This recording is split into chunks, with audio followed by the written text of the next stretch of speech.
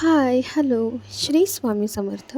So आज मी तुमच्यासोबत pipe क्लीनरपासून जी फुलं बनवली जातात, ती फुलं बनवण्यासाठी आपल्याला काय काय साहित्य लागतं ते आज मी तुम्हाला सांगणार आहे.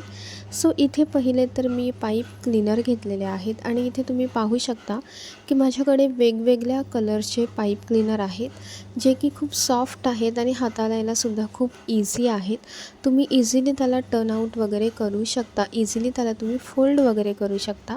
सो इथे मी तुम्हाला करूनसुद्धा दाखवलेलं आहे की तुम्ही खूप इझिली हा जो माझ्या हातामध्ये जो पाईप क्लीनर आहे तो इझिली तुम्ही टर्न आऊट वगैरे करू शकता.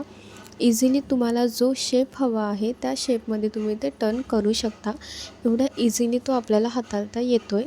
सो हा आहे पाईप क्लीनर आणि याच्या आतमध्ये खूप पातळ अशा लेयरची तार आहे, त्याच्यामुळे ती हाताळायला एकदम इझी जात आहे.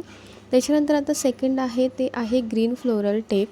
जेव्हा आपण जास्वंद, चाफा हे जे फूल बनवतो तेव्हा त्याचं जे देठ असतं ते कवर करण्यासाठी आपण इथे ग्रीन फ्लोरल टेपचा वापर करतो. त्याच्याने जो पूर्ण आपला फूल आहे त्याला सुंदर असा लूक क्रिएट होतो.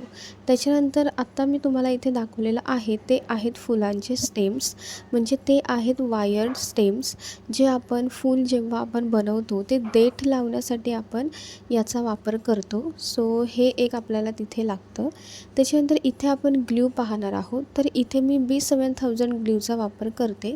तुम्ही ग्ल्यू गनचा वापर केला तरीही चालेल. इथे मी B7000चा वापर करते, पण तुमच्याकडे जर B7000 ऐवजी ग्ल्यू गन असेल तर तुम्ही ग्ल्यू गनचा सुद्धा वापर करू शकता. माझ्याकडे ग्ल्यू गनसुद्धा आहे, पण मी इथे B7000चा वापर करते.